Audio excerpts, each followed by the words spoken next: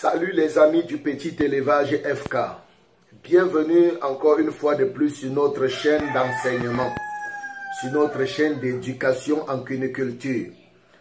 Si vous arrivez pour la première fois sur cette chaîne, sachez que ici on parle d'élevage de lapins. Ici on parle de cuniculture. Ok? Ici on parle de business, de comment se faire de l'argent avec l'élevage de lapins. Si vous arrivez pour la première fois sur cette chaîne, vous êtes tombé sur une véritable école de formation en cuniculture. C'est pourquoi je vous encourage de ne pas passer sans appuyer sur le bouton rouge s'abonner et vous abonner pour ne pas rater nos prochaines publications. Afin que tout le temps que nous allons poster des vidéos, alors vous serez notifiés. Ok, abonnez-vous, abonnez-vous. Et si cette vidéo vous intéresse, ne manquez pas de nous lâcher un bon pouce bleu pour nous encourager. C'est bon pour nous et de nous laisser vos commentaires. Ok, je viens aujourd'hui avec cette vidéo répondre à certaines préoccupations des internautes. Oui, vous comprenez que la chaîne a pris du temps et il y a beaucoup de personnes qui se sont lancées. Il y a beaucoup de personnes qui sont investies dans l'élevage de lapins. Vous comprenez qu'il y a des gens qui posent des questions après avoir écouté cette vidéo. Alors vous aussi, après avoir écouté cette vidéo, si vous avez des préoccupations ou des questions, posez-les-moi en commentaire. Je me ferai le plaisir de vous répondre, ok? De vous répondre. Je vais parler aujourd'hui sur ce thème, pourquoi la lapine maigrit pendant l'allaitement. Pourquoi elle maigrit pendant l'allaitement? Alors nous avons constaté, et plusieurs personnes ont posé la question de savoir, ils ont fait un constat. Plusieurs personnes disent que pendant l'allaitement, c'est-à-dire après la mise bas, la lapine mange bien. La lapine allaite ses petits. Mais on se rend compte que dans les jours comme le 20e jour, 15e, 20e, 21e jour, elle ne nourrit plus ses petits, elle ne se nourrit plus. On s'approche de la lapine, on se rend compte qu'elle a perdu le poids. Elle maigrit seulement. La lapine maigrit seulement. Elle perd du poids. Elle ne mange même plus, elle s'alimente même plus normalement. Elle s'en va se recroqueviller dans un coin où elle passe son temps là-bas. Et elle maigrit, elle perd du poids. Alors, pourquoi ceci et comment faire? Pourquoi ceci et comment faire pour remédier à cette situation? Voilà. Nous allons tenter de répondre à cette préoccupation pour aider ceux qui sont dans ce souci et ceux qui se retrouveront dans cette difficulté dans leur élevage de lapins. Ok. Bon. Première chose, ce que vous devez savoir, c'est que quand la lapine met bas, elle réclame une quantité d'aliments nécessaires. Une quantité et une qualité d'aliments nécessaires. C'est pourquoi il y a ce qu'on appelle l'aliment d'allaitement. L'aliment d'allaitement. Pour ceux qui ont besoin de la formule d'aliment d'allaitement, je vous invite simplement à scroller ma chaîne. Vous allez voir une vidéo qui parle d'aliment d'allaitement. Ou bien, vous achetez simplement mon livre sur le suivi et la prise en charge de l'apéro de A à Z. Oui, ce livre-là, achetez-le. Tout est à l'intérieur pour vous aider et vous accompagner. Donc, il faut une quantité, une qualité d'aliments nécessaires pour une maman allaitante. Quand une lapine allaite ses petits, elle a besoin d'une ration supplémentaire. Donc, elle doit manger d'abord pour elle-même et elle doit manger pour les petits. Et quand elle arrive déjà vers le 20e jour, sachez que le lait de la maman ne suffit plus le petit et le petit aussi mange déjà. Donc le petit doit téter la maman et il doit manger. D'où un problème. Et quand on n'a pas réglé ce problème, la lapine maintenant se retrouve dans le stress et elle se retire quelque part. Elle préfère mourir même et laisser ses enfants manger. Ok? Bon. Qu'est-ce que je veux donc dire? Je veux donc dire que pour résoudre ce problème d'amaigrissement de la lapine, 1. Assurez-vous que la lapine a suivi un bon protocole sanitaire avant l'accouplement.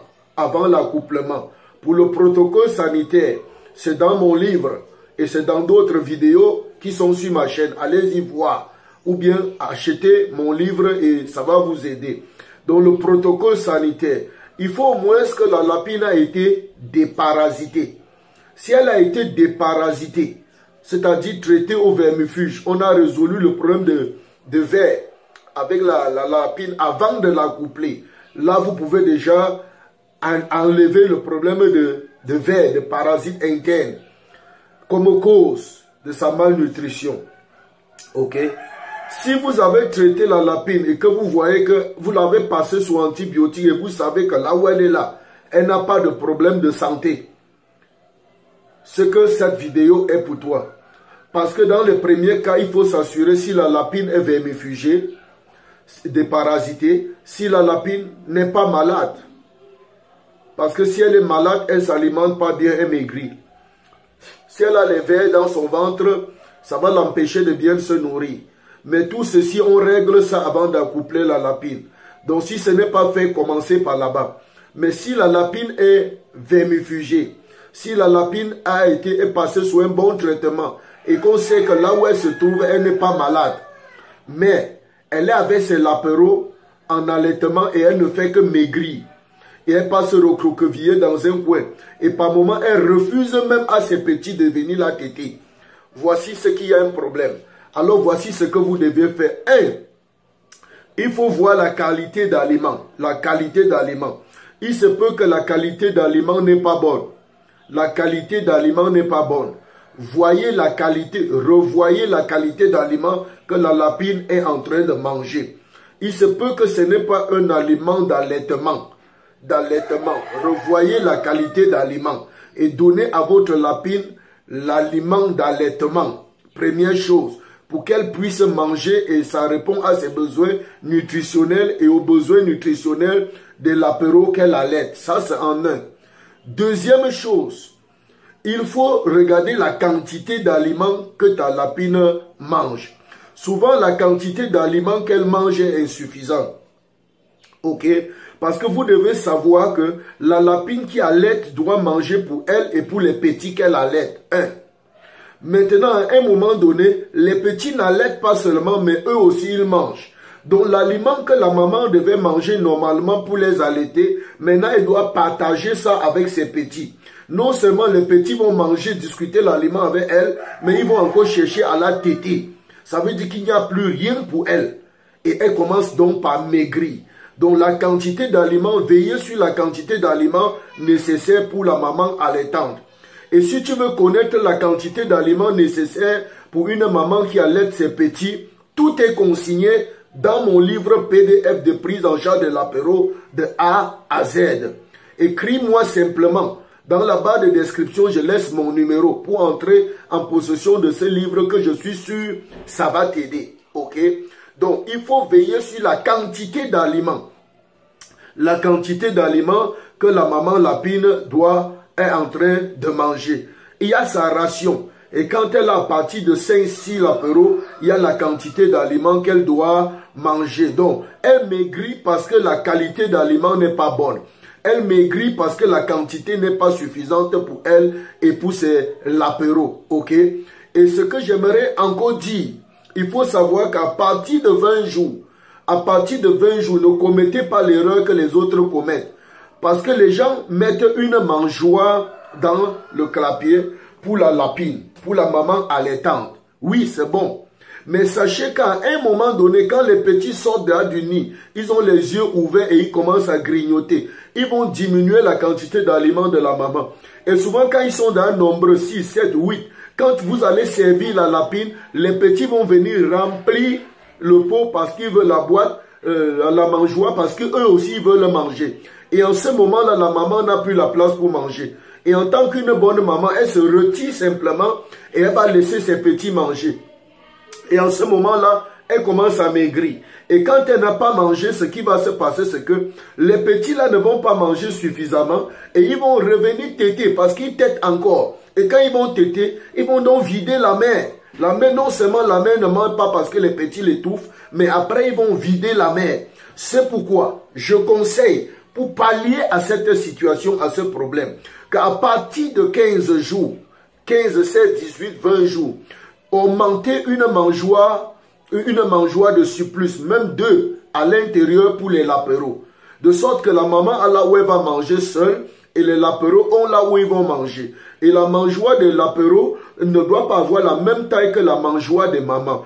Augmentez-moi les mangeoires dans les lapéros, dans les clapiers. Ok, augmentez-moi les mangeoires pour les lapéros. Là, les lapéros vont manger, la maman va manger et continuer à les téter. Eux, ils vont grignoter et ils vont venir parce que la quantité d'aliments que la lapine mange en allaitement, ça passe de 200 grammes, 250 grammes, ça va même jusqu'à 300 grammes en fonction de lapin et de la quantité d'aliments et la quantité de sa portée, la qualité de sa portée. Vous voyez? Donc à partir de 20 jours, sachez qu'une mangeoire est insuffisante pour une maman et sa portée.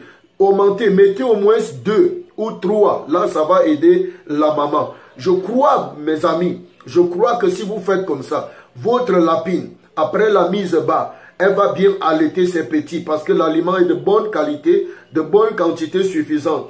Je crois que si vous faites ceci, les amis cuniculteurs, la lapine ne va plus perdre le poids. La lapine ne va plus fuir ses petits. Voyez-vous, quand il y a une seule mangeoire et que la lapine, les lapéros ont déjà 20 jours, les dents sont déjà solides pour grignoter. Quand la maman veut manger, les petits viennent envahir le pot. Mais regardez, quand les petits viennent envahir le pot, tous n'arrivent pas à manger au même moment. Et qu'est-ce qui se passe? Quand la maman se lève, ceux qui peuvent manger viennent autour de la mangeoire avec la maman. Maintenant, il y a les autres qui ne peuvent pas manger parce qu'ils n'ont pas de place. Ils vont se coucher en bas de la maman et ils vont commencer à téter la maman.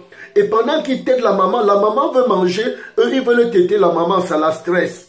Ça la stresse. Non seulement elle ne mange pas, mais d'autres veulent encore la téter. Ça la stresse. Ça fait qu'elle passe recroqueviller quelque part. Et elle se cache là-bas. Elle fuit ses petits. Quand ils vont même venir pour téter, ils ne vont pas téter. Et ceci va empêcher le bon déroulement et la bonne croissance de l'apéro. Et quand vous n'avez pas mis les quantités de mangeoires suffisantes dans le clapier, vous allez vous rendre compte après que les lapéros ont des poids différents, ils grandissent différemment. Il y en a qui sont costauds, il y en a qui sont chétifs, il y en a qui sont moyens. Il y a un désordre dans la croissance de l'apéro. Et après, vous allez vous rendre compte au sévrage que les plus faibles, les plus chétifs vont mourir. Et vous n'allez pas savoir pourquoi. Ils vont être attaqués par la maladie. Ils sont vulnérables. S'il vous plaît, suivez ce conseil. Suivez ce conseil. Prenez soin de la maman allaitante et de ses petits. Donnez-leur la quantité d'aliments suffisante. Donnez-leur la qualité d'aliments. Et s'il vous plaît, à partir de 15, 16, 17, 18, 20 jours, doublez-moi les mangeoires. Augmentez les mangeoires en fonction de la portée. Pour que la maman mange, les lapéros mangent et tout le monde se porte bien. Voilà, si vous faites ceci, vous avez résolu le problème d'amaigrissement. Vous avez résolu les problèmes de mort en allaitement des lapines. Ok? Donc, voilà, c'était tout pour cette vidéo. Mais je ne partirai pas sans dire à tous ceux qui arrivent pour la première fois sur notre vidéo, sur notre chaîne, que nous avons un groupe Telegram, un canal Telegram pour les éleveurs de lapins. Si tu veux être suivi, accompagné, si tu veux qu'on te suive, on t'accompagne, mon frère, je t'encourage à intégrer notre canal Telegram des éleveurs de lapins. C'est un groupe privé, ok? Écris-moi dans le numéro que je laisse dans la barre de description et je te dirai comment intégrer le groupe Telegram des éleveurs de lapins. Là-bas, on fait le suivi. Là-bas, on répond à toutes les préoccupations en temps et en heure. Et je vous ai dit que j'ai mis sur pied pour aider les éleveurs de lapins un livret PDF qui peut faire le tour du monde en quelques fractions de secondes. Faire le tour du monde pour résoudre le problème de formation, pour résoudre le problème de formation compliqué à distance. Si tu as besoin de ce livre sur la prise en charge de l'apéro de A à Z, écrivez-moi, écrivez-moi, écrivez-moi, je vais vous donner les modalités pour entrer en possession de ce livre, ok? Et si vous avez besoin des reproducteurs, des lapins reproducteurs ou de matériel d'élevage, contactez-moi via mon numéro WhatsApp. Je me ferai le plaisir de vous satisfaire, de vous aider. Alors, je suis Dieudonné Fongan. Les amis, si vous ne vous êtes pas encore lancé dans l'élevage de la paix, c'est une grosse erreur. C'est une grosse erreur. C'est une grosse erreur. La locomotive, le wagon de la cuniculture est en train de passer, mon frère. Il ne faut pas que tu rates ça. Je veux que si tu suis cette vidéo, que tu t'accroches. Mon frère, lance-toi. Lance-toi, lance-toi, lève-toi, lance-toi dans l'élevage de lapin. Achète-toi un lapin, achète-toi 2 lapins, achète-toi 3 lapins. Mets ça quelque part, mon frère. Ça ne demande pas beaucoup d'investissement, ça ne demande pas beaucoup d'argent. Lance-toi, mon frère. Lance-toi dans ce business. Lance-toi. Lancez-vous, les amis. Lancez-vous. Lancez-vous. Peace out.